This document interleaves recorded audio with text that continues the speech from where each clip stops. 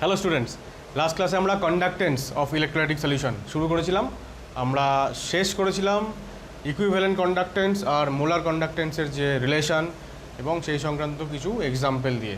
আমরা এখান থেকে আজকে কন্টিনিউ করব। আজকে আমাদের শুরুর টপিক হচ্ছে variation of lambda M and lambda EQ, অর্থাৎ মোলার এবং ইকুইভ্যালেন্ট কন্ডাক্টিভিটি উইথ ডাইলিউশন। অর্থাৎ সলিউশনের যদি আমরা ডাইলিউশন বাড়াই, সলিউশনকে আরও যদি বেশি লঘু বানাই, কীভাবে আরও বেশি পরিমাণ সলভেন্ট, অর্থাৎ যদি আমরা জেনারেলি অ্যাকুয়াস সলিউশন নিয়ে আলোচনা করি, অর্থাৎ আরও বেশি পরিমাণ জল যদি আমরা অ্যাড করি, তাহলে সলিউশনটা আস্তে আস্তে ডাইলিউট বা লঘু হতে থাকবে। এবার সেইটার সঙ্গে সঙ্গে ল্যামডা এম এবং ল্যামডা ইকিউ কীভাবে ভ্যারি করবে সেইটা। তো আমরা দুটো একই জিনিস, মানে দুটোরই কন্ডিশনটা এক্স্যাক্টলি সেম। আমরা শুধু ল্যামডা এমটা নিয়েই আলোচনা করব।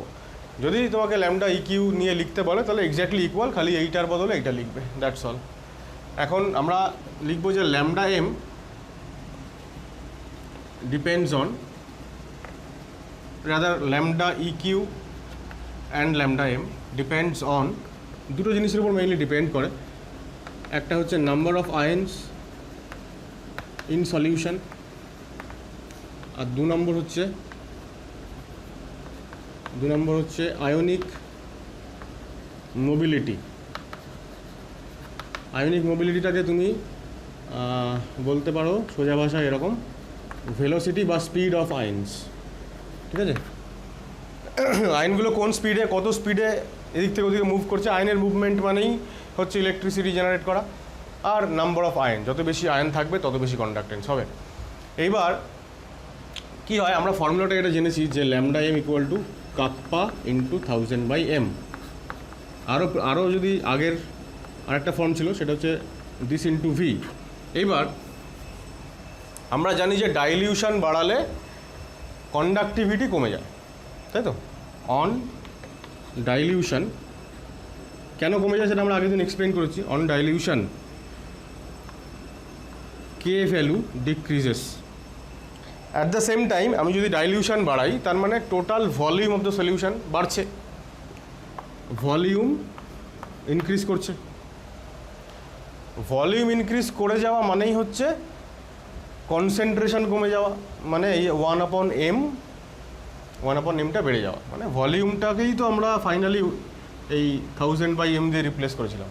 তো ভলিউম ইনক্রিজ করা মানে এই ফ্যাক্টরটা ইনক্রিজ করা, এটা ইনক্রিজ করছে। অ্যাট দ্য সেম টাইম কে এটা ডিক্রিজ করছে। তাহলে এই দুজনের মধ্যে কম্পিটিশান হবে নিশ্চয়ই, একজন কমছে আর একজন বাড়ছে। এক্সপেরিমেন্টালি দেখা গেছে যে ভি এর বেড়ে যাওয়াটা অনেক বেশি এখানে ডমিনেট করে ওভার কে এর কমে যাওয়াটাকে। সেই কারণে ফাইনালি কি হয়, on dilution lambda M increase করে। ঠিক আছে, তো আমরা লিখব যে decrease in K value is less than increase in V, মানে volume. So lambda M or lambda M এর জায়গায় তুমি ব্র্যাকেটে ল্যামডা ইকিউটাও লিখে দিতে পারো, ইনক্রিজেস উইথ ডাইলিউশন। ঠিক আছে, খুব ভালো করে এই জায়গাটা মনে রাখবে। এক হচ্ছে কন্ডাক্টিভিটি কিন্তু ডাইলিউশনের সঙ্গে কমে যায়, কিন্তু মোলার কন্ডাক্টিভিটি কিন্তু ডাইলিউশনের সঙ্গে বেড়ে যায়। তাহলে এই হচ্ছে ফান্ডামেন্টাল একটা আইডিয়া যে ডাইলিউশনের সঙ্গে এটা বাড়বে না কমবে। এইবার আমরা এই যে রিজনসগুলো, এই রিজনগুলো দিয়ে আমরা এক্সপ্লেইন করব যে কিভাবে বেড়ে যাচ্ছে ফাইনালি এটা। তো আমরা যদি স্ট্রং ইলেকট্রোলাইট নিয়ে প্রথমে আলোচনা করি, স্ট্রং ইলেকট্রোলাইট, স্ট্রংদের ক্ষেত্রে কি হয়, 100% ডিসোসিয়েশন হয় শুরুতেই। তাই যদি হয় তাহলে সলিউশনের মধ্যে total number of ion maximum. এইবার ভাবো, প্রথমে সলিউশনটা সাপোজ একটা ছোট পাত্র ভাবছি, পরে আমরা একটা বড় পাত্র হই আর ভলিউম অনেক বেশি। ঠিক আছে, আচ্ছা না, এরমভাবে না ভেবে আমরা একটা সিঙ্গেল পাত্র নিয়েই আলোচনা করি। সাপোজ এরকম একটা পাত্র আছে, তো এখানে সলিউশনটা এইটুকু রয়েছে, এইটুকু জায়গা জুড়ে সলিউশনটা আছে। এইবার এইটুকু জায়গায় যদি সলিউশনগুলো থাকে তাহলে তারা তো সম্পূর্ণরূপে আয়োনাইজড, 100% আয়োনাইজড। তাহলে এখানে কিন্তু যে কোনো একটা ক্যাটায়েন আর একটা অ্যানায়েন, মানে সমস্ত আয়েন্সগুলোই খুব অল্প জায়গার মধ্যে সবাই আছে, মানে সবাই পরস্পরের অনেক কাছাকাছি আছে, ক্লোজলি স্পেসড। এবার যদি সবাই পরস্পরের কাছাকাছি থাকে তাহলে কি হয়, ক্যাটায়েন আর অ্যানায়েন এরা তো পরস্পরকে আকর্ষণ করবেই যেহেতু অপোজিট চার্জ। এবার প্রত্যেকটা ক্যাটায়েন আর একটা অ্যানায়েনের সঙ্গে করে এরকম এক একটা করে আয়ন পেয়ার তৈরি করে, আমরা এগুলি আয়ন পেয়ার। এতে করে কি হয়, যখনই কোনো একটা এ প্লাস আয়ন মুভ করতে চাইছে তখনই তার সঙ্গে যে বি মাইনাস আয়নটা আছে ও কি করবে, একে এই মুভমেন্টটা থেকে রেজিস্ট করবে, আটকে রাখবে। যেহেতু কাছাকাছি সবাই আছে, অ্যাট্রাকশন পাওয়ার খুব বেশি, সুতরাং বি মাইনাস আয়ন একে ছাড়তে চাইবে না, আবার এ প্লাস আয়নও যখন বি মাইনাস দূরে সরে যেতে চাইবে তখন তাকে ছাড়তে চাইবে না। ন্যাচারালি যেহেতু আয়নগুলোর মুভমেন্টে বাধা তৈরি হচ্ছে, তাই জন্য এই অবস্থায় অর্থাৎ কনসেন্ট্রেটেড সলিউশনে কন্ডাক্টিভিটি আয়নিক কন্ডাক্টিভিটি বলাই যায়, আয়নিক কন্ডাক্টিভিটি এবং তারপরে মোলার এবং ইকুইভ্যালেন্ট কন্ডাক্টিভিটির ভ্যালু অনেক কম হয়ে যায়। ঠিক আছে, এইবার যদি আমি ডাইলিউশন বাড়াই মানে আমি আরও এখানে ওয়াটার মলিকিউল অ্যাড করছি, সলিউশনটাকে আরও ডাইলিউট বানাচ্ছি, তাহলে আরও সলিউশনের টোটাল ভলিউম এবার যদি অনেক বেড়ে যায়, নাম্বার অফ আয়ন তো আগের মতোই রয়েছে, তাহলে এইবার এই এতগুলো আয়ন এই টোটাল জায়গাটা জুড়ে এরা বিচরণ করতে পারবে। আর একটু মনে করে দেখো, তোমরা কেমিক্যাল বন্ডিং চ্যাপ্টারে পড়েছিলে যে হাইড্রেশন অফ আয়ন, যখন আমরা ওয়াটার মলিকিউলকে ইন্ট্রোডিউস করি ওর কাজই হচ্ছে এ প্লাস আর বি মাইনাস আয়নের মাঝখানে ঢুকে পড়া, গিয়ে এদেরকে সেপারেট করে দেওয়া। ঠিক আছে, কারণ ওয়াটার হচ্ছে একটা পোলার সলভেন্ট আর এগুলো হচ্ছে তোমার আয়নিক কম্পাউন্ড। এবার যে কোনো পোলার সলভেন্টের কী হয়, ডাই ইলেকট্রিক কনস্ট্যান্ট অনেক বেশি হয়। ডাই ইলেকট্রিক কনস্ট্যান্ট হচ্ছে এমনই একটা প্রপার্টি সলভেন্টের যেটা কি করে, যেটা হচ্ছে আয়নগুলোকে পরস্পরের থেকে বিচ্ছিন্ন করে দেয়, দূরে সরিয়ে দেয়, সেপারেট করে দেয়। তা জল তুমি যত বেশি বেশি করে মেশাবে তত এই সেপারেশনটা বাড়বে, সেপারেশন বেড়ে গেলে কি হবে, এদের মধ্যে দূরত্ব বেড়ে যাবে। ঠিক আছে, থার্ড একজন এসে দুজনের মধ্যে দূরত্ব সৃষ্টি করে দিচ্ছে, তাহলে দূরত্ব যদি তৈরি হয়ে যায় তাহলে এদের মধ্যে অ্যাট্রাকশান কী হবে, কমে যাবে। যত বেশি জল অ্যাড করবে অর্থাৎ যত বেশি তুমি ডাইলিউট করবে সলিউশনকে তত বেশি এদের অ্যাট্রাকশান কমবে। পরস্পরের প্রতি যদি অ্যাট্রাকশান কমে তাহলে এইবার এরা কী করবে, এরা এবার ফ্রিলি এবার মুভ করতে পারবে। আমি এখানে পাত্রের বাইরে দেখিয়ে দিচ্ছি, মানে ফ্রিলি মুভ করতে পারবে এরা। এইবার অ্যাট্রাকশান কমে গেলে এই যখন মুভ করতে চাইছে তখন আর বেশি করে এদেরকে আটকে রাখতে পারবে না, বা উল্টোটাও সত্যি। মোট কথা এইবার আয়নগুলোর স্পিড বাড়বে। তাহলে এই যে দুটো ফ্যাক্টর নিয়ে আমরা কথা বলছিলাম, ফার্স্ট ফ্যাক্টরটা এখানে কার্যকরী নয়। কেন কার্যকরী নয়? কারণ নাম্বার অফ আয়ন তো ডাইলিউশন বাড়ালে তো নাম্বার অফ আয়ন বাড়ছে না, নাম্বার অফ আয়ন তো শুরুতেই ম্যাক্সিমাম 100% আয়নাইজেশন। তাহলে এই দুটো ফ্যাক্টরের মধ্যে এই ক্ষেত্রে স্ট্রংদের ক্ষেত্রে ডিসাইডিং ফ্যাক্টর হচ্ছে আয়নিক মোবিলিটি বা স্পিড অফ আয়ন। তাহলে যত আমি বেশি অ্যাড করছি সলভেন্ট তত বেশি এরা সেপারেটেড হচ্ছে, অ্যাট্রাকশান কমছে এবং এদের স্পিড বাড়ছে, ন্যাচারালি ল্যামডা এম বা ল্যামডা ইকিউবের ভ্যালু বাড়ছে। তো এই হয়ে গেল এক্সপ্লেনেশন। এইবার কি হয়, এক্সপেরিমেন্টালি দেখা গেছে যে যত আমি বেশি বেশি ডাইলিউট করছি তত তো ল্যামডা ভ্যালু বাড়ছে। বাড়তে বাড়তে আমরা যদি এরকম করি যে ডাইলিউশন যদি মানে অলমোস্ট ইনফাইনাইটলি যদি আমি এদেরকে ডাইলিউট করে ফেলি, মানে প্রচুর পরিমাণে সলভেন্ট মেশাতেই থাকছি, কী হয়, এক্সপেরিমেন্টটা যেভাবে করা হয়, এক্সপেরিমেন্টটা করা হয় যে যন্ত্রের মধ্যে, সেটাকে বলা হয় কন্ডাক্টোমিটার।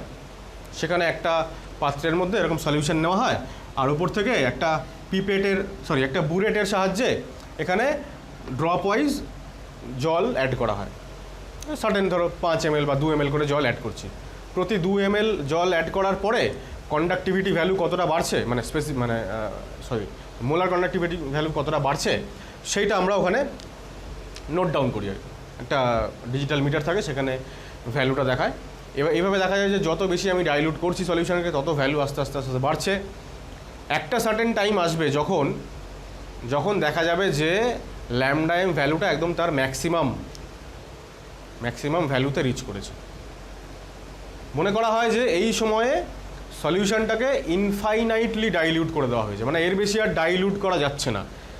ডাইলিউট করলে কি হচ্ছিল, যত বেশি ডাইলিউট হচ্ছিল সলিউশন তত এদের মধ্যেকার অ্যাট্রাকশান কমছিল, ইন্টারাকশানটা কমছিল। এখন যখন এবার ইন্টারাকশান কমছিল মানে স্পিড বাড়ছিল এবং ল্যামডা এম বাড়ছিল। এখন যখন ল্যামডা এম আর বাড়ছে না, সুতরাং এখন মনে করা হচ্ছে যে এইবার এদের মধ্যে যে ইন্টারাকশান এটা প্রায় জিরো হয়ে গেছে, মানে ইন্টারাকশান কমতে কমতে ইন্টারাকশান পরস্পরের সঙ্গে ইন্টারাকশান জিরো। ইন্টারাকশান জিরো মানে এইবার ওরা এবার ইন্ডিপেন্ডেন্ট পরস্পরের থেকে সম্পূর্ণভাবে। এইবার এরা একদম একদম কি বলবো, মানে পিওরলি ইন্ডিপেন্ডেন্টলি এইবার মুভ করতে পারছে আয়নগুলো। সুতরাং এর পরে ডাইলিউশন বাড়ালে আর তো ল্যামডা এম, আর তো স্পিডও বাড়বে না, সুতরাং ল্যামডা এমও আর বাড়বে না।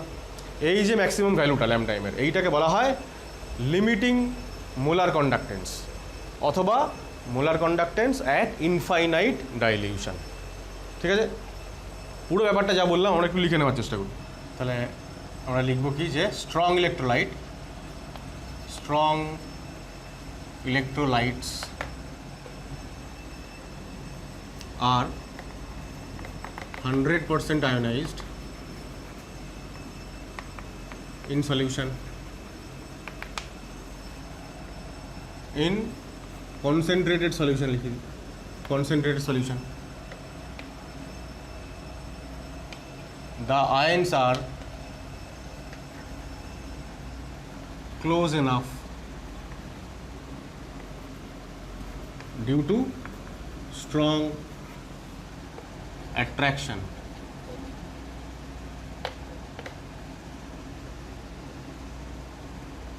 attractive force লিখি strong the ions are, এখানটায় আমি লিখছি একটু মডিফাই করছি, the opposite ions are close enough due to strong attractive force to form ion pair তৈরি হয়ে গেল। Hence movement of cation is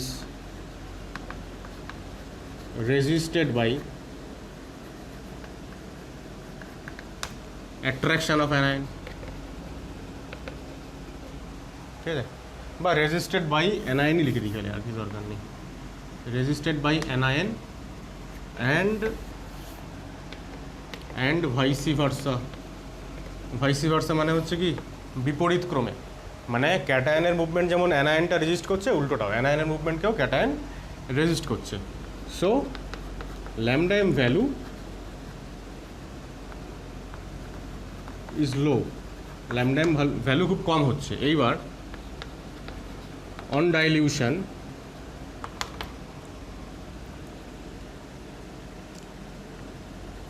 cation and anion যারা কিনা এতক্ষণ আয়ন পেয়ার তৈরি করেছিল মুভ ফার অ্যাপার্ট, পরস্পরের থেকে দূরে সরে যায়।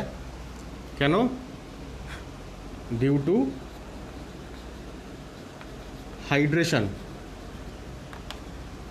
Hydration of ions by H2O molecules. তাহলে তাই যদি হয়, যদি চলে যায় দূরে, তাহলে attractive force reduces and ions can now move easily, hence lambda m or lambda eq increases. ঠিক আছে, তাহলে স্ট্রংদের ক্ষেত্রে এই হচ্ছে কারণ, যে কারণে ল্যামডা এম বেড়ে গেল। এরপর আমরা কি বললাম, যে ভ্যালুটা বাড়তে বাড়তে একটা ম্যাক্সিমাম পয়েন্টে পৌঁছবে। তাহলে লিখব when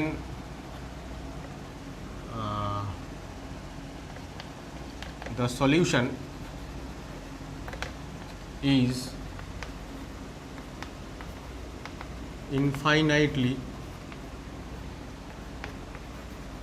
diluted, মানে কনসেন্ট্রেশন টেন্ডিং টু জিরো যখন হবে, তখন কি হবে? তখন লিখব যে there exists no attraction between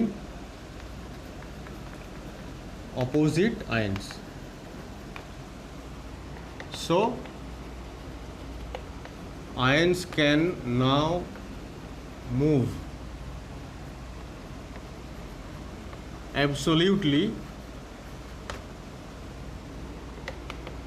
independently.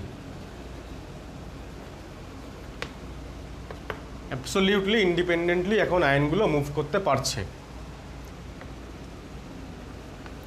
So their speed মানে mobility and hence lambda M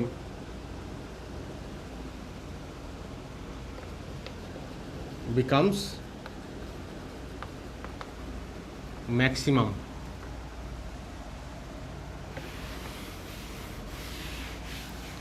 এবার ম্যাক্সিমাম হয়ে গেল, তাহলে লিখব দেয়ার occurs no further increase in lambda m বা lambda eq value on dilution. আরও যদি ডাইলিউট বানাই তাহলে আর ল্যামডা এম বা ল্যামডা কিউ আর বাড়ছে না, ম্যাক্সিমাম ভ্যালুতে পৌঁছে গেছে। This maximum value of lambda M is called, দুটো কথা বলা হয় এটাকে। একটা বললাম কি limiting molar conductance, limiting molar conductance অনেক সময় এলএমসি বলা হয় একে। এছাড়া বলা হয় মোলার কন্ডাক্টেন্স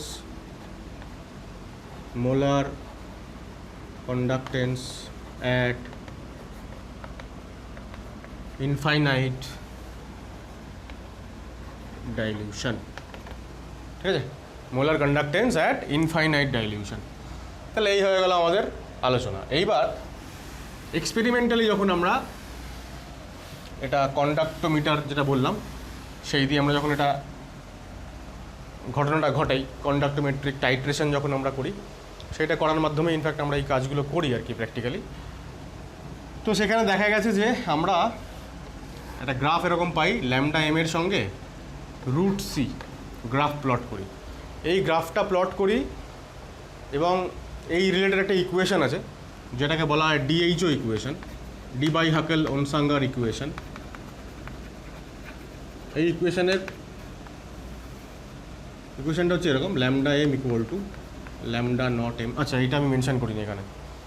এই যে লিমিটিং মোলার কন্ডাক্টেন্স মানে ম্যাক্সিমাম ভ্যালুটা বা molar conductance at infinite dilution, এটাকে দুভাবে ডিনোট করা হয়। হ্যাঁ, আমি এটাকে লিখতে ভুলে গেছি এখানে। এটাকে ডিনোট করা হয় এইভাবে, ল্যামডা এম তার পাওয়ারে ইনফাইনাইট, তার মানে হচ্ছে যে ইনফাইনাইট ডাইলিউশন। অথবা অনেক বইতে এরকমও থাকে ল্যামডা এম তার মাথায় জিরো। তো ল্যামডা এম নট বা ল্যামডা এম জিরো মানে হচ্ছে কনসেন্ট্রেশন জিরো, তার মানেই হচ্ছে ইনফাইনাইট ডাইলিউশন। তো এই দুটো অ্যাকচুয়ালি সেম, যে কোনো একটা লিখলেই হয়। আমি ওটাই ওখানে লিখেছি যে this minus B root C. এখানে বিটা হচ্ছে কনস্ট্যান্ট, ল্যামডা জিরো এম মানে হচ্ছে এলএমসি লিমিটিং ভ্যালু, আর সি হচ্ছে কনসেন্ট্রেশন। এই সিটা হচ্ছে কনসেন্ট্রেশন। এই কনসেন্ট্রেশনের রুটের সঙ্গে আমরা স্কোয়ার রুটের সঙ্গে আমরা এই ল্যামডা এমকে প্লট করছি। তাহলে দেখো ইকুয়েশনটা কীরকম হবে, Y equal to C minus M X টাইপের ইকুয়েশন হবে। সুতরাং গ্রাফটা এরকম হবে, নিচের দিকে যাবে এরকম, তাই তো?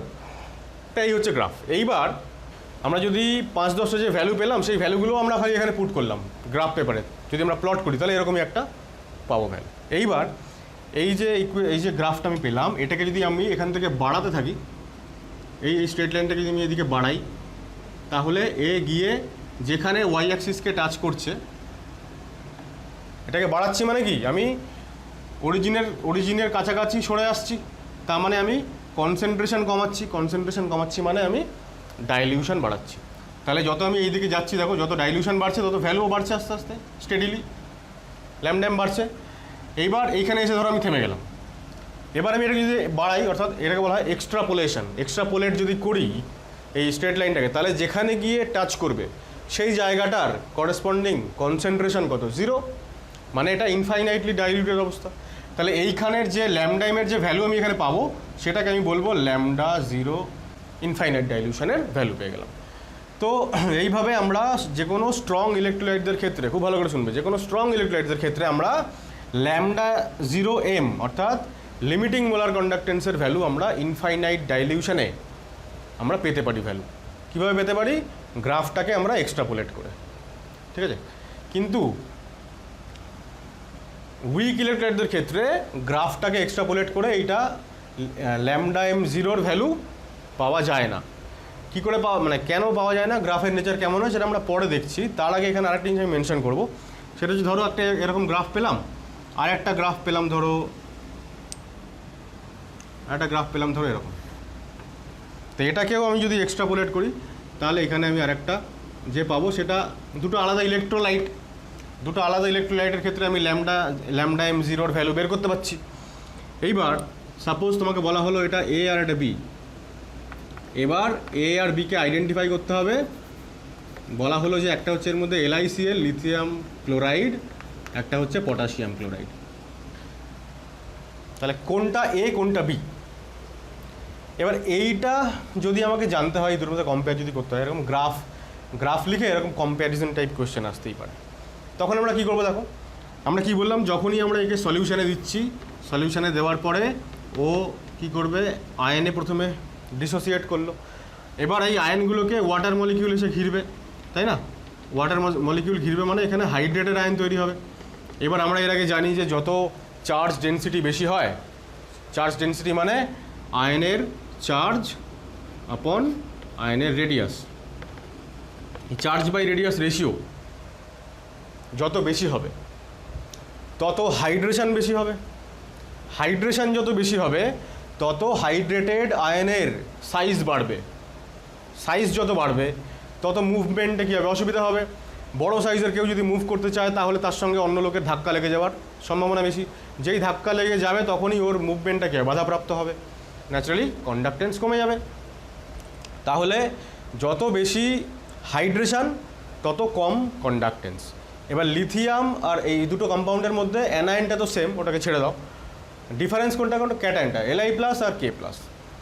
তাহলে Li+ যেহেতু সাইজ কম, রেডিয়াস কম, চার্জ দুটোরই একই, তাহলে রেডিয়াস কম মানে Li+ এর চার্জ ডেনসিটি অনেক বেশি, তাই না? এটাকে আমরা কি বলবো? Charge density. তাহলে যেহেতু Li+ এর চার্জ ডেনসিটি বেশি, Li+ এর হাইড্রেশন অনেক বেশি। যত বেশি হাইড্রেশন তত বড় হাইড্রেটেড আয়নের সাইজ, ফলে তত কম তার কন্ডাক্টিভিটি। তাহলে একটা পার্টিকুলার কনসেন্ট্রেশনে কন্ডাক্টিভিটি ভ্যালু বি এর হচ্ছে কম আর এ এর হচ্ছে বেশি। তাহলে কম কার হবে? অবশ্যই LiCl এর হবে, কারণ ওখানে হাইড্রেশন বেশি পরিমাণে হয়েছে এবং ওর হাইড্রেটেড আয়নের সাইজ বেড়ে গেছে। নর্মালি যদিও আমরা যদি গ্যাসিয়াস ক্যাটায়নের সাইজ বলি তাহলে কিন্তু Li+ গ্যাসিয়াস এর সাইজ কিন্তু K+ এর থেকে ছোট, কিন্তু হাইড্রেটেড অবস্থায় এর সাইজ বেড়ে যায়, ন্যাচারালি কন্ডাক্টেন্স কমে যাবে। তাহলে এইটা হবে আমাদের এ আর Li+ হবে আমাদের বি।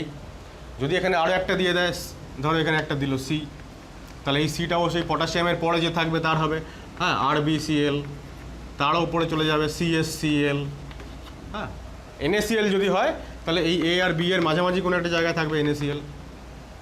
ঠিক আছে, আমরা যেটা এক্সপ্লেন করলাম সেটা একটু লিখে নিই আগে। In the given graph LiCl lies below KCl. Since Li+ has greater charge density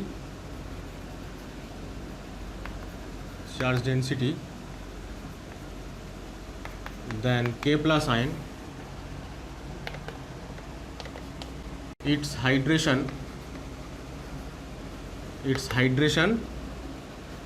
and hence size of hydrated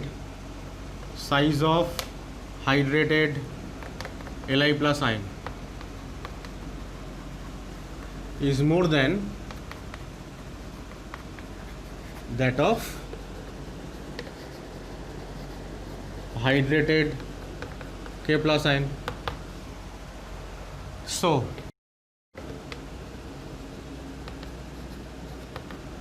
mobility of Li ব্র্যাকেটে অ্যাকুয়াস Li প্লাস মানে মানে কী বলবো হাইড্রেটেড ক্যাটায়ন, এটা তাহলে মোবিলিটি কী হবে, কমে যাবে কে প্লাসের থেকে।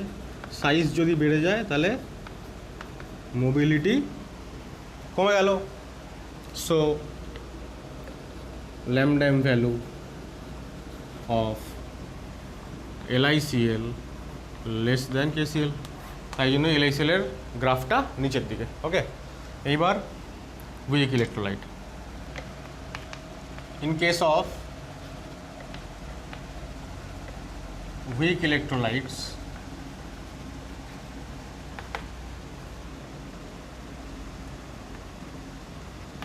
these are partially ionized in solution. যদি উইক ইলেকট্রোলাইটগুলো পার্শিয়ালি আয়োনাইজড থাকে তাহলে নাম্বার অফ আয়ন খুবই কম। এখন তুমি কনসেন্ট্রেটেড নাও সলিউশন, ডাইলিউটেড নাও, যেটাই নাও না কেন, যদি নাম্বার অফ আয়ন খুব কম থাকে তাহলে তাদের মধ্যে ইন্টারাকশানও খুব কম, সুতরাং তাদের স্পিডটাও খুব বেশি প্রথম থেকেই। সুতরাং ওই যে দুটো ফ্যাক্টর আমরা লিখেছিলাম, একটা নাম্বার অফ আয়ন, একটা মোবিলিটি, তাহলে মোবিলিটিটা এখানে কোনো ফ্যাক্টর না। কারণ হচ্ছে কি, সলিউশন যত বেশি কনসেন্ট্রেটেডই হোক বা যত বেশি ডাইলিউটেডই হোক, যেহেতু নাম্বার অফ আয়ন খুব বেশি হেরফের হয় না, সুতরাং আয়নগুলো এমনিতেই ফ্রিলি মুভ করতে পারে। ঠিক আছে, তাই স্পিডটা এখানে ফ্যাক্টরই না, শুরু থেকেই স্পিড বেশি। ফ্যাক্টর হচ্ছে যত ডাইলিউট করছি আমরা তত, according to Ostwald dilution law, তত ডিগ্রি অফ ডিসোসিয়েশন বাড়ছে, নাম্বার অফ আয়ন বাড়ছে। তাহলে এইবার নাম্বার অফ আয়নটা ফ্যাক্টর, নাম্বার অফ আয়ন বাড়ছে, ন্যাচারালি ল্যামডা এম ভ্যালুও বাড়ছে, এইটুকুই সিম্পলি। তাহলে আমরা কী লিখবো যে partially ionised, so number of ions in solution is very low. They can move freely. Okay. On dilution,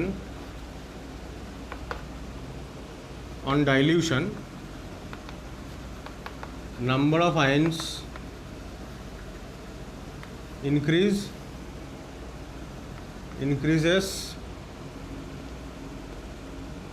as degree of dissociation increases.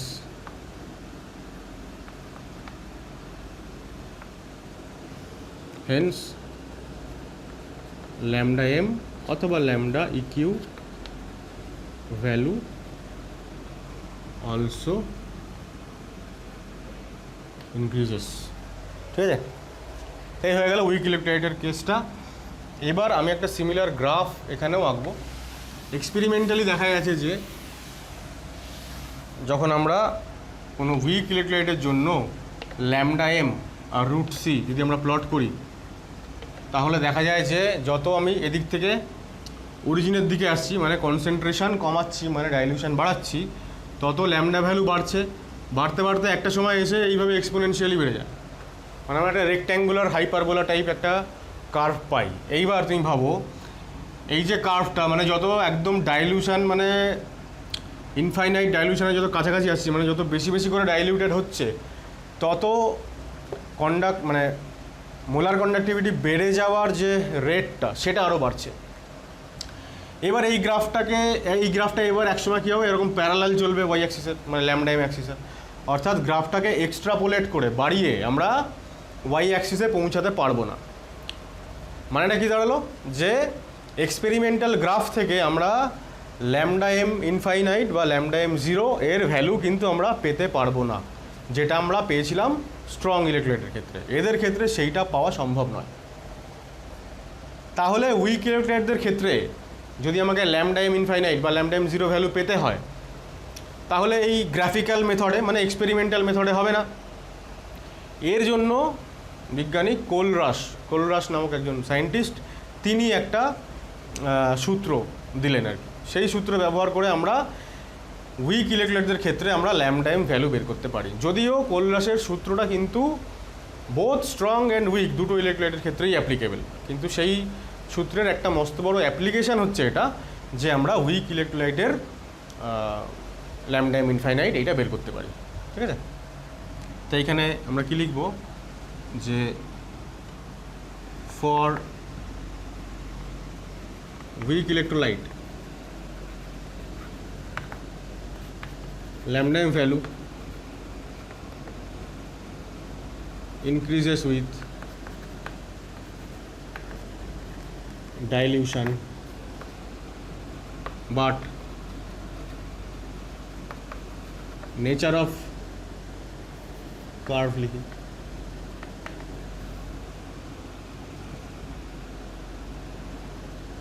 is কিরকম বললাম rectangular, hyperbolic, such that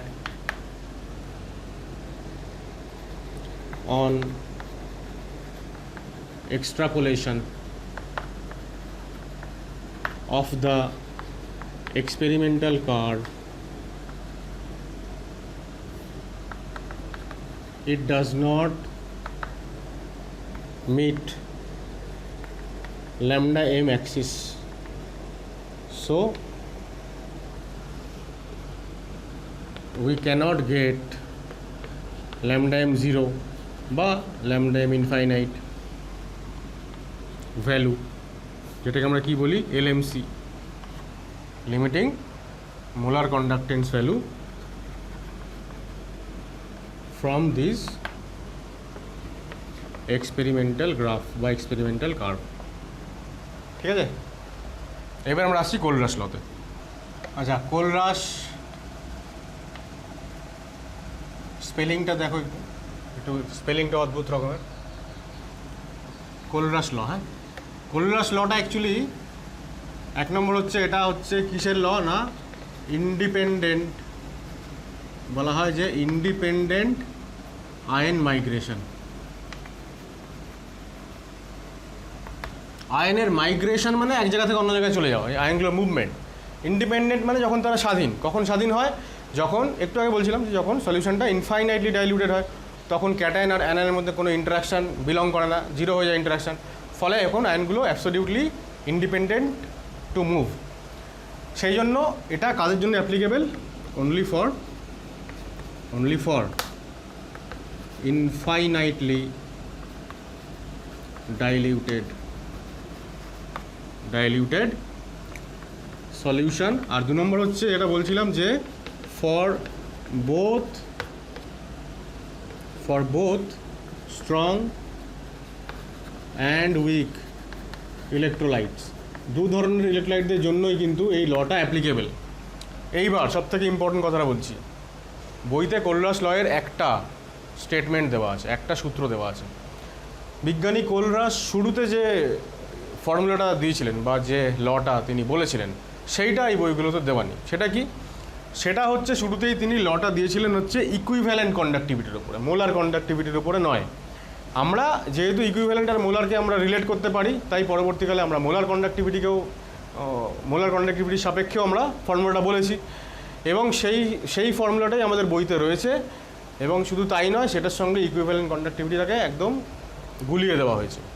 তার ফলে বই থেকে এটা শুধু পড়লে কিন্তু তুমি অঙ্ক যা করবে সবই দেখবে ভুল হচ্ছে answer.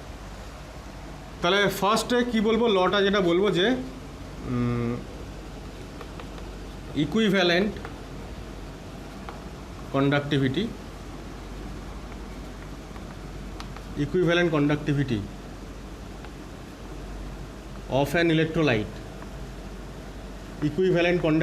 of an electrolyte at infinite dilution, অর্থাৎ যেটাকে আমরা বলি ল্যামডা ইনফাইনাইট ইকিউ বা ল্যামডা জিরো ইকিউ, যেটা খুশি, ইজ সাম অফ মানে যোগফল, কার equivalent ionic conductivities, ionic conductivities of cation and anion। Simple ছোট্ট একটা ল কি বলছে এখানে, তাহলে আমরা কি লিখবো, lambda zero EQ equal to কার কার যোগফল, ক্যাটায়ন আর অ্যানায়নের আয়নিক মানে ইকুইভ্যালেন্ট আয়নিক কন্ডাক্টিভিটি। দেখো ইলেকট্রোলাইটটার মোলার কন্ডাক্টিভিটি হয় আর ইকুইভ্যালেন্ট কন্ডাক্টিভিটি হয়, দুটোকে আমরা রিলেট করেছি। এবার ইলেকট্রোলাইটের কন্ডাক্টিভিটি মানে কি, আলটিমেটলি তো আয়নসগুলোরই কন্ডাক্টিভিটি, সুতরাং আয়নগুলোরও মোলার কন্ডাক্টিভিটি হয়, আবার আয়নগুলোরও কি হয়, ইকুইভ্যালেন্ট কন্ডাক্টিভিটি হয়। আমরা আগের দিন বলেছিলাম নিশ্চয়ই যে অ্যাসিডের ক্ষেত্রে কি হবে ফর্মুলা, বেসের ক্ষেত্রে কি হবে, মানে এন ফ্যাক্টরের ভ্যালুটা কী হবে, সেইখানে আমরা আয়নের কথা বলেছিলাম যে আয়নের ক্ষেত্রে এন ফ্যাক্টর হবে চার্জ। সুতরাং আয়নগুলোর জন্য ইন্ডিভিজুয়ালি আমরা lambda M R lambda EQ এক্ষেত্রে থেকে রিলেট করতে পারি। তাহলে একই রকমভাবে ল্যামডা এম নট এবং ল্যামডা ইকিউ নটকেও রিলেট করতে পারবো আয়নের ক্ষেত্রে। তো ক্যাটায়নদের ক্ষেত্রে আমরা কি লিখবো, আচ্ছা ক্যাটায়নদের ক্ষেত্রে মানে আয়নদের ক্ষেত্রে এবার ল্যামডাটাকে এরকম নর্মাল যে ল্যামডাটা আমরা জানি যেটাকে আমরা বলি স্মল লেটারের ল্যামডা, সেইটা দিয়ে রিপ্রেজেন্ট করা হয়। টোটালটা হচ্ছে মানে ইলেকট্রোলাইটের ক্ষেত্রে হচ্ছে এই ক্যাপিটাল ল্যামডা। সো এবার ল্যামডা সি ফর ক্যাটায়ন, কেউ কেউ কোনো কোনো বইতে ল্যামডা সি না লিখে ল্যামডার মাথায় এরকম প্লাস দেওয়া থাকে, প্লাস মানে হচ্ছে ক্যাটায়ন, একই ব্যাপার। তো যাই হোক, তাহলে আমরা এখানে লিখবো যে ল্যামডা ইকিউ মানে ইকুইভ্যালেন্ট আয়নিক কন্ডাক্টিভিটি হয়ে গেল।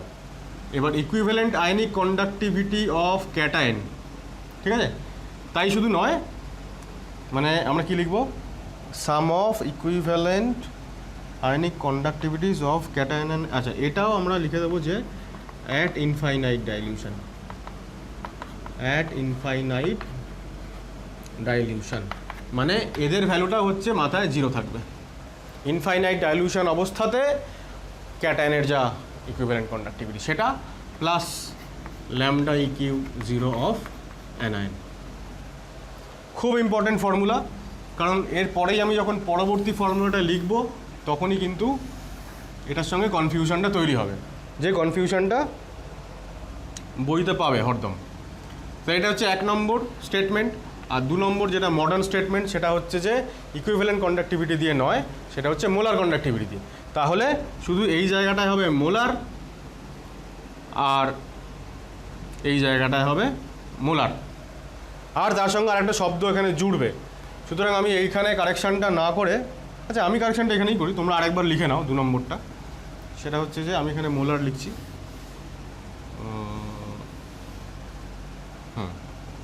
তাহলে molar conductivity of an electrolyte at infinite dilution is sum of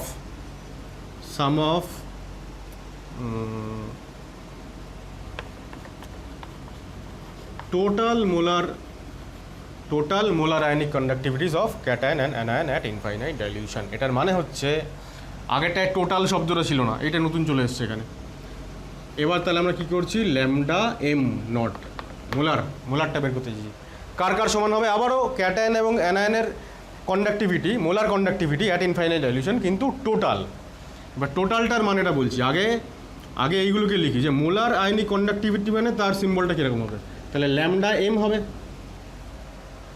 R infinite dilution মানে 0 হবে, তাহলে lambda M zero of cation হয়ে গেল। এটা হয়ে গেল ক্যাটায়নের জন্য মোলার আয়নিক কন্ডাক্টিভিটি প্লাস অ্যানায়নের জন্য মোলার আয়নিক কন্ডাক্টিভিটি হয়ে গেল। এইবার টোটাল মানে কি, টোটাল মানে হচ্ছে একটা পার্টিকুলার ইলেকট্রোলাইট যখন ডিসোসিয়েট করছে টোটাল কতগুলো ক্যাটায়ন আর অ্যানায়ন তৈরি করছে সেইটা। সেটা যদি একটা সহজ এক্সাম্পল দিয়ে প্রথমে বলি, তাহলে আমি দেখো এরকম লিখব, suppose aluminium sulphate Al2SO4 whole thrice, ও যদি ডিসোসিয়েট করে তাহলে অ্যালুমিনিয়াম কটা আছে, 2টো, তাহলে 2খানা অ্যালুমিনিয়াম ক্যাটায়ন তৈরি হবে 3+, কেন এখানে 3 আছে তাই, বা অ্যালুমিনিয়ামের চার্জ 3 তাই, আর 3খানা সালফেট তৈরি হয়েছে, সালফেট 2-। তো এই যে সামনে যে সংখ্যাগুলো চলে এলো না, এই যে 2, এই যে 3, তো এইগুলো হচ্ছে কি টোটাল, মানে এটা তো টোটাল 2খানা অ্যালুমিনিয়াম ক্যাটায়ন আছে, তাহলে এর সামনে আমি 2 লিখবো, রাইট, আর 3টে সালফেট, তাহলে এর সামনে আমি 3 লিখবো, ঠিক আছে। এবার এটা হলো একটা এক্সাম্পল দিই। এবার আমি যদি এমনি জেনারেলি যদি বলতে চাই, ইন জেনারেল এরকম বলা হয় যে একটা নিউ সিম্বল দিয়ে এটাকে ডিনোট করা হয়। তাহলে নিউ সি হচ্ছে নাম্বার অফ ক্যাটায়ন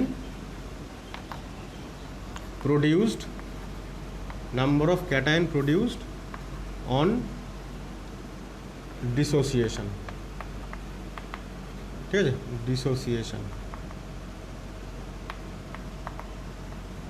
ডিসোসিয়েশন যখন হলো সল্টটার, তখন কতগুলো ক্যাটায়ন তৈরি হলো।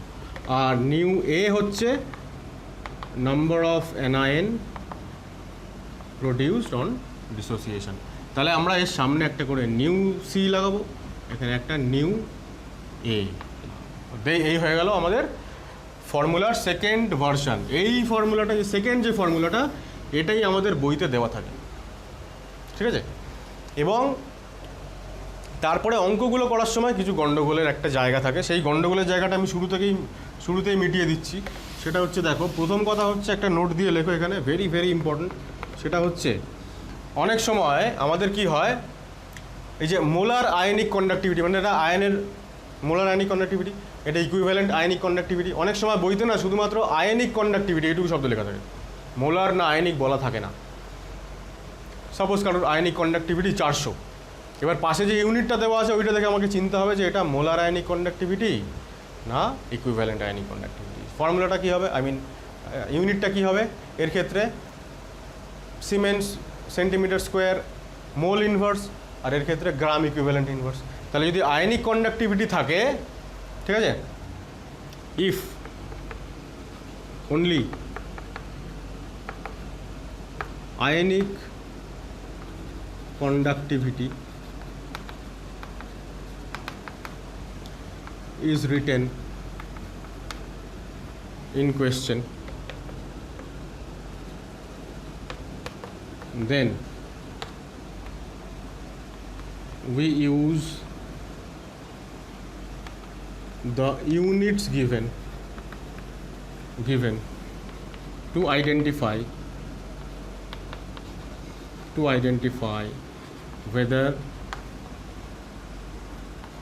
whether it is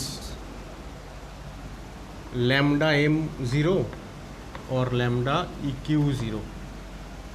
ঠিক আছে, এই ক্ষেত্রে কি হবে, সিমেন্সের জায়গায় ওহম ইনভার্স থাকতে পারে, মোল ইনভার্স, আর এর জায়গায় হবে siemens centimetre square gram equivalent inverse. ঠিক আছে, এবার দেখো 2 নম্বর হচ্ছে ল্যামডা এম, মানে আমরা কি জেনেছি, lambda EQ into N factor. তাই যদি হয় তাহলে ল্যামডা এম নটটাও lambda EQ nought into N factor হয়ে যাবে। তাহলে এইবার আমরা এই দুটোকে রিলেট করবো। কী করে রিলেট করবো, দেখো, আয়নদের ক্ষেত্রে আমরা কি বলেছিলাম, এন ফ্যাক্টর ফর আয়নস আমরা কি বলেছিলাম, যে দিস ইকুয়াল টু এদের চার্জ। ঠিক আছে, তাহলে আমরা যদি এখানে একটা আয়নের কথা ভাবি, সাপোজ আমি যে এক্সাম্পলটা এর আগে দিচ্ছিলাম সেটা নিয়ে আলোচনা করি,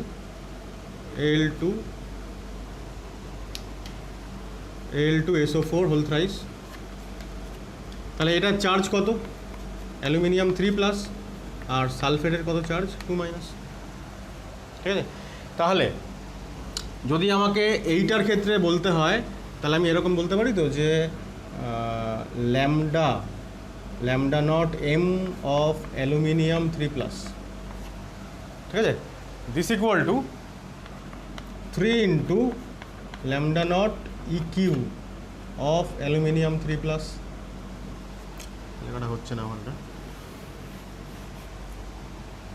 সাইড করে লিখি এখানে, ল্যামডা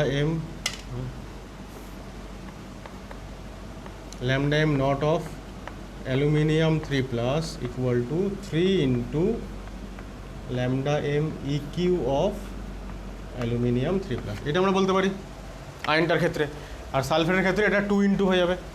এইবার দেখো, তাহলে আমি যদি এইটা লিখি, যে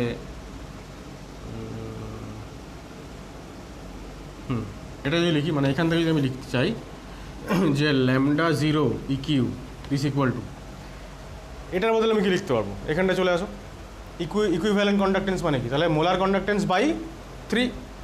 তাহলে এই 3টা কি, 3টা হচ্ছে আসলে এর চার্জ, তাই না? তাহলে আমরা লিখবো যে ল্যামডা জিরো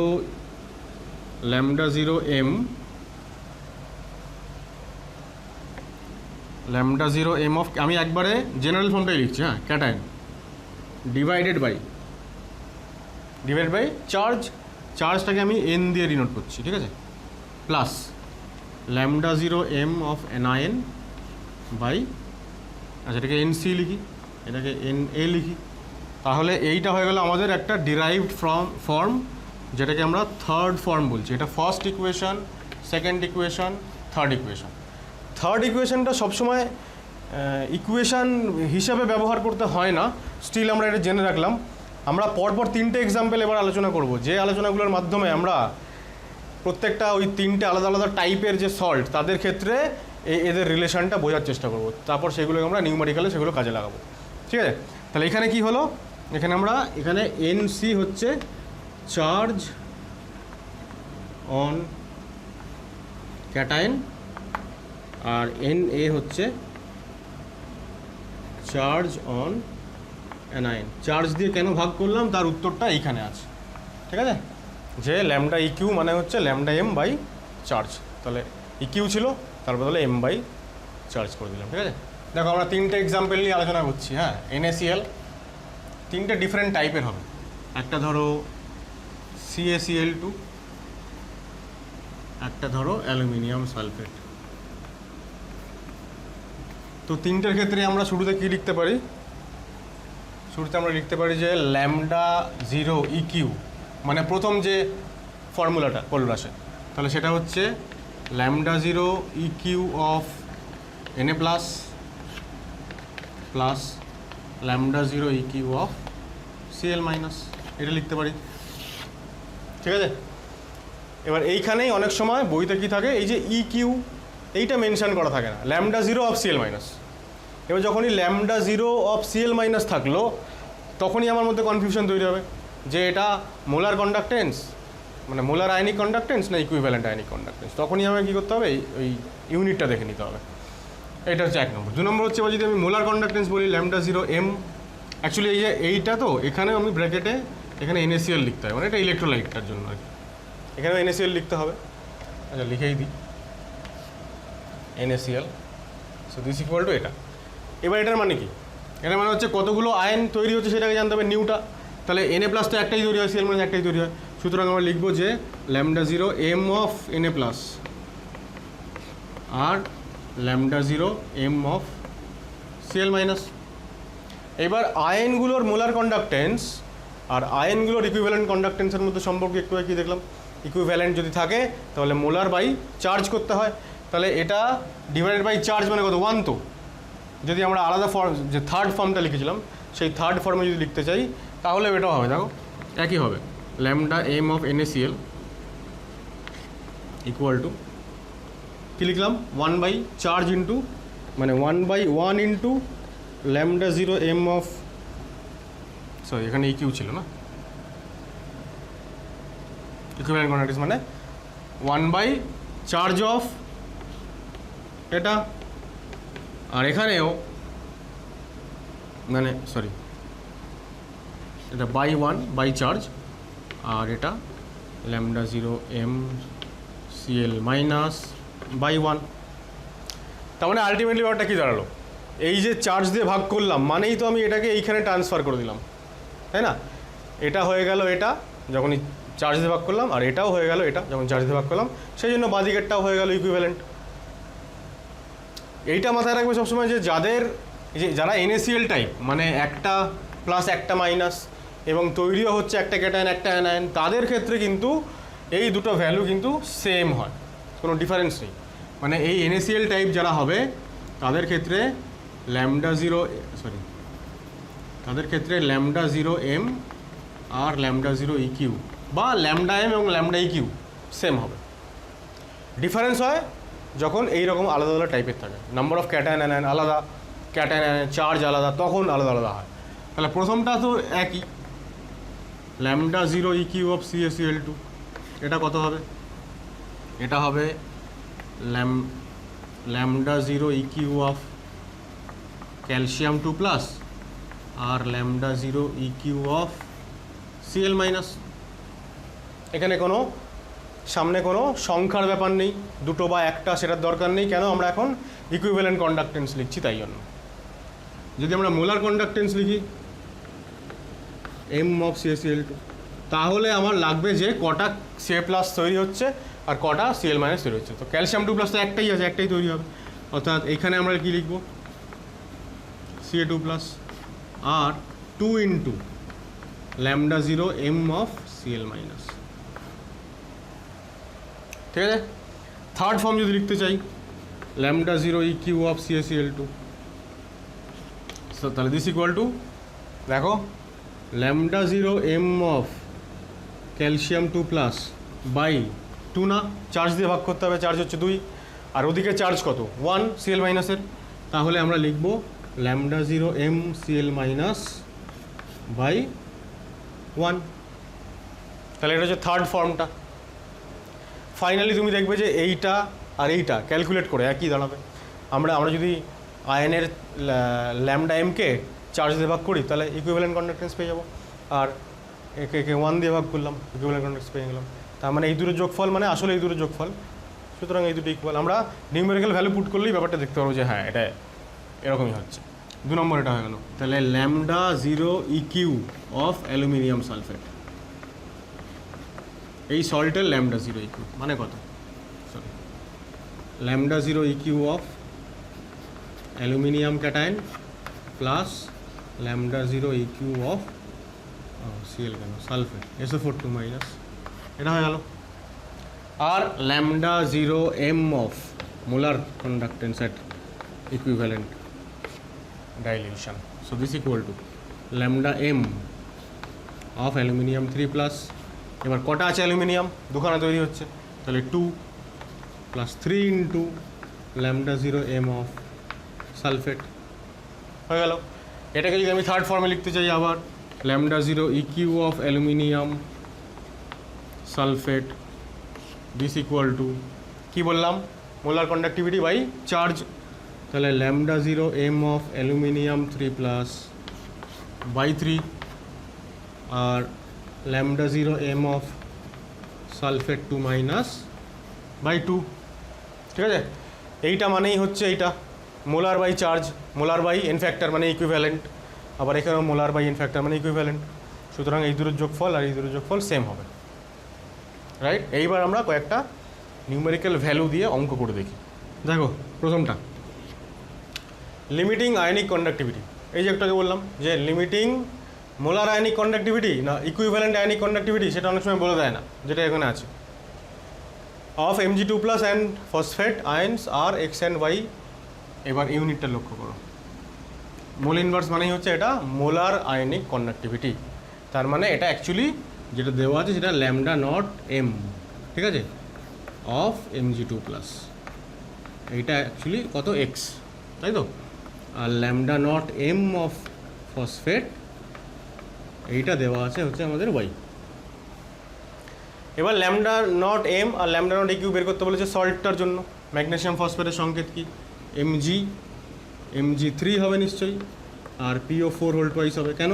কারণ ফসফেটের চার্জ 3, তাহলে 3টা এখানে আসবে, ম্যাগনেসিয়ামের চার্জ 2, 2টা এখানে যাবে, তাহলে সবার আগে তো সল্টটাকে চিনতে হলো আমাকে। তাহলে এবার দেখো Mg3 PO4 হোল টুয়াইস। প্রথম কথা হচ্ছে আমরা কি করব, এর ওই দুটো জিনিস আগে দেখে নেব যে কী হচ্ছে, যে এর N1 কত, NC কত।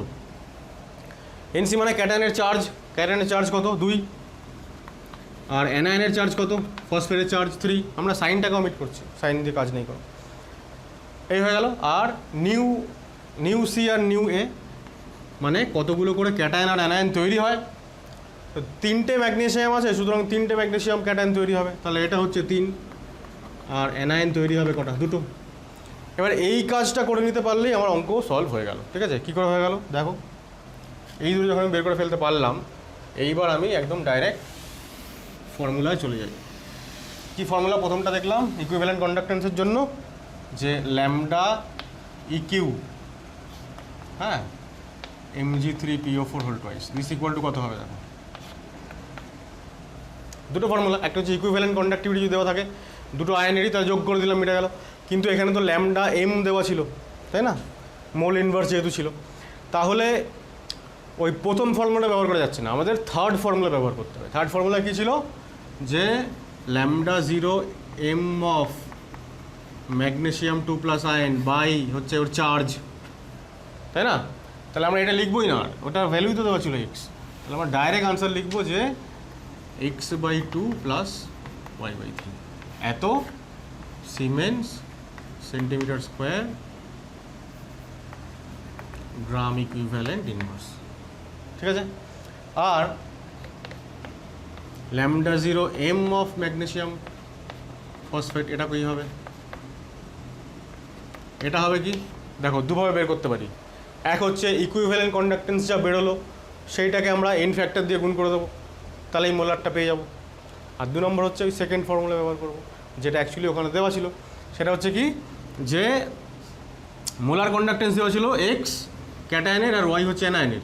এবার ক্যাটায়ন তৈরি হয়েছে কটা, 3টে, তাহলে 3x, আর এটা তৈরি হয়েছে কটা, 2টো, তাহলে 2y, তাহলে 3x + 2y হয়ে গেল আমাদের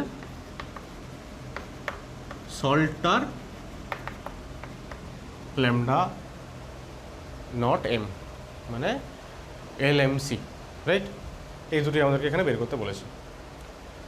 আরেকটা যেটা বললাম, পরের মেথডটা কি বললাম, যে ইকুইভ্যালেন্ট কন্ডাক্টেন্স মানে এই টোটাল এটার যা ভ্যালু বেরোবে, টোটালটার ভ্যালু কত বেরিয়েছে, এটাকে গুণ করে দেবো কার সঙ্গে, N factor of the salt. সল্টের এন ফ্যাক্টর কী বলেছিলাম, টোটাল চার্জ অফ ক্যাটায়ন অথবা টোটাল চার্জ অফ অ্যানায়ন। তাহলে টোটাল চার্জ মানে কি, টোটাল চার্জ মানে ম্যাগনেসিয়াম কটা তৈরি হয়েছে, 3টে, তাহলে 3টের টোটাল চার্জ কত, 3 × 2 6, অথবা দুটোর টোটাল চার্জ 2 × 3 6, তার মানে এইটাকে 6 দিয়ে মাল্টিপ্লাই করতে হবে। তুমি দেখো এটাকে 6 দিয়ে মাল্টিপ্লাই করলে এটাই চলে আসবে, 3x + 2y চলে আসবে, একই ব্যাপার হয়। এবার দুয়েরটা দেখো, দুয়েরটাতে আচ্ছা একই জিনিস, মানে দুটো একই অঙ্ক, খালি এইখানে ইউনিটটা খালি চেঞ্জ হয়েছে, এটা গ্রাম ইকুইভ্যালেন্ট ইনভার্স, প্রথম অঙ্কটা এটা মোল ইনভার্স ছিল, ঠিক আছে। তাহলে এইবার যখন এটা গ্রাম ইকুইভ্যালেন্ট ইনভার্স আছে, তার মানে এটা হচ্ছে আয়নিক, মানে ইকুইভ্যালেন্ট আয়নিক কন্ডাক্টিভিটি। ইকুইভ্যালেন্ট যদি হয়, তাহলে আমি যদি 2 নম্বরের আনসার বলি এটা, তাহলে এটা কত হবে, এটা অ্যাকচুয়ালি হয়ে যাবে ইকুইভ্যালেন্ট আয়নিক কন্ডাক্টিভিটিগুলো যোগ করে দিলেই হয়ে যায়, x + y হয়ে গেল। আর এটা কত হবে, এটা আবারও কি হবে, আমরা কি করব, যে ইকুইভ্যালেন্ট কন্ডাক্টিভিটি যা পেলাম তাকে 6 দিয়ে মাল্টিপ্লাই করে দেবো, তো এটাই হয়ে গেল siemens centimetre square mole inverse. অথবা কি করব, অথবা মোলার কন্ডাক্টিভিটি বের করতে হবে, তার সঙ্গে সামনে সংখ্যাটা কত সেটা করতে হবে। মোলার কন্ডাক্টিভিটি বের করতে গেলে কী করতে হয়, ইকুইভ্যালেন্ট কন্ডাক্টিভিটি যে ভ্যালুগুলো আছে তাকে এন ফ্যাক্টর দিয়ে গুণ করতে হবে, তাহলে মোলার পেয়ে যাবো। সেকেন্ড ফর্মুলাটা যেটা আমরা ব্যবহার করেছিলাম, lambda zero M of salt, এটা ছিল কি lambda zero M of cation, আচ্ছা সামনে সংখ্যাটা ছিল নিউ সি আর nu A, lambda zero M of anion. এখন এই নিউ সি কত, 3খানা ম্যাগনেসিয়াম তৈরি হবে, আর ল্যামডা এম কত, equivalent conductivity into N factor, তাহলে ইকুইভ্যালেন্ট কন্ডাক্টিভিটি হচ্ছে এক্স, এটা তাহলে এক্স ইন্টু এন ফ্যাক্টর মানে চার্জ, ঠিক আছে। আর এখানেও এটা তৈরি হয়েছিল কটা, 2টো, ইন্টু এটা হচ্ছে কত Y, equivalent conductivity into charge, তাহলে ফাইনালি দেখো 6 হয়ে গেল, 6x, তাই না। তাহলে ব্যাপারটা ফাইনালি একই দাঁড়াবে, আমরা এই ফর্মুলা ব্যবহার করতে পারি, মানে ইকুইভ্যালেন্ট কন্ডাক্টিভিটি যদি বেরিয়ে যায় সল্টের, তাহলে ডাইরেক্ট ওটাকে সল্টের এন ফ্যাক্টর দিয়ে মাল্টিপ্লাই করবো, অথবা এই মেথডেও আসতে পারি, যেরকম ডেটা দেওয়া থাকবে কোয়েশ্চেনে এবং যেটা করতে তাড়াতাড়ি হবে সেইভাবেই করব। পরের দুটো অঙ্ক দেখো, আচ্ছা 3টা দেখো, আবার আয়নিক কন্ডাক্টিভিটি দিয়েছে ক্যালসিয়াম আয়নের আর ক্লোরাইডের, আচ্ছা এটা মোলার আয়নিক কন্ডাক্টিভিটি যেহেতু মোল ইনভার্স, তাহলে বলছে lambda zero M R EQ আছে। তাহলে সবার প্রথম কথা হচ্ছে যেগুলো মোলার কন্ডাক্টেন্স দিয়েছে, তাই আমরা বলবো যে lambda zero M of calcium chloride this equal to lambda zero M of calcium 2+, যেটার ভ্যালু দিয়েছে 116, তাহলে 116 আর ক্যালসিয়াম তো একটাই আছে, তাহলে 1 × 116 প্লাস 2 × 76, তাই না, নিউ সি প্লাস ওই ফর্মুলাটা দিয়ে, তাহলে কত হয়ে যাবে দেখো, 116 প্লাস 15, তাই তো? তাহলে 6 2 8 আর 6 2 268 siemens centimetre square mole inverse. এইটা হয়ে গেল ল্যামডা এম মানে এলএমসি। এবার হচ্ছে এবং যে লিমিটিং কন্ডাক্টেন্স অ্যাট মানে লিমিটিং ইকুইভ্যালেন্ট কন্ডাক্টেন্স বের করতে হয়।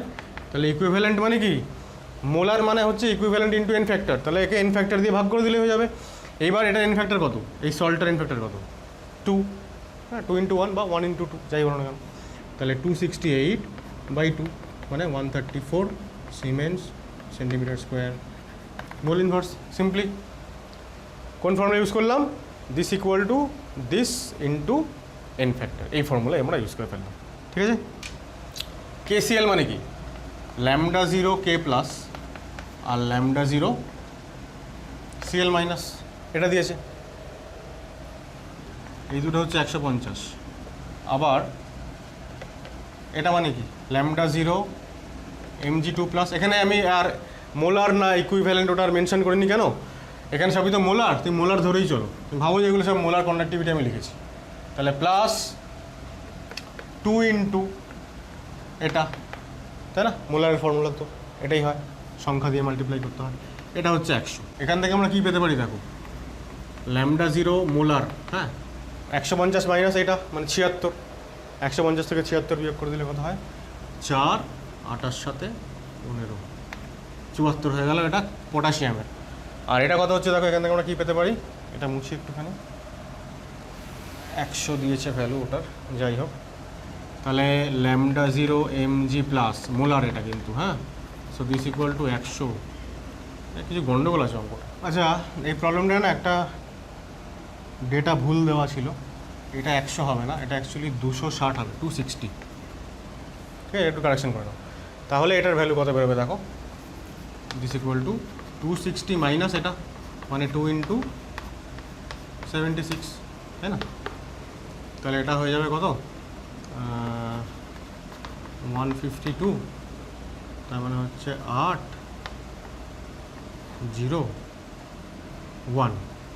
তো এটা হয়ে গেল এর মোলার কন্ডাক্টিভিটি। ঠিক আছে, তাহলে S centimetre inverse centimetre square mole inverse. আমরা কিন্তু এখানে সবই মোলার কন্ডাক্টিভিটি এখনো পর্যন্ত আলোচনা করেছি। তাহলে একটা এই যে এই আনসারটা আমরা পেয়ে গেলাম, তাই তো? So this equal to 108। তাই যদি হয় তাহলে M lambda EQ of magnesium 2 plus এটা কত হবে? Lambda 0 m by N factor, তাহলে 108/2। এইবার আমাদের ইউনিটটা পাল্টে গেল। তাহলে কত হচ্ছে দেখো, 5 আর 4 centimetre square gram equivalent inverse. Right. তাহলে আজকে আমরা ইকুইভ্যালেন্ট কন্ডাক্টেন্সের ভেরিয়েশন এবং কোলরাস ল শিখলাম। নেক্সট ক্লাসে আমরা কোলরাস ল এর অ্যাপ্লিকেশন জানবো এবং কন্ডাক্টেন্স সংক্রান্ত যাবতীয় নিউমেরিক্যালস সলভ করে কন্ডাক্টেন্স পার্টটা আমরা শেষ করব। আজকের ভিডিওটা এইটুকুই থাকবে। আর যদি ভিডিওটা ভালো লেগে থাকে তাহলে অবশ্যই লাইক করো, কমেন্ট করে জানাও আমাকে, ভিডিওটা শেয়ার করো। আর যারা এখনও পর্যন্ত আমার চ্যানেলটা সাবস্ক্রাইব করোনি তোমরা অতি অবশ্যই চ্যানেলটা সাবস্ক্রাইব করো এবং পরবর্তী ভিডিওগুলো দেখতে থাকো। টাটা।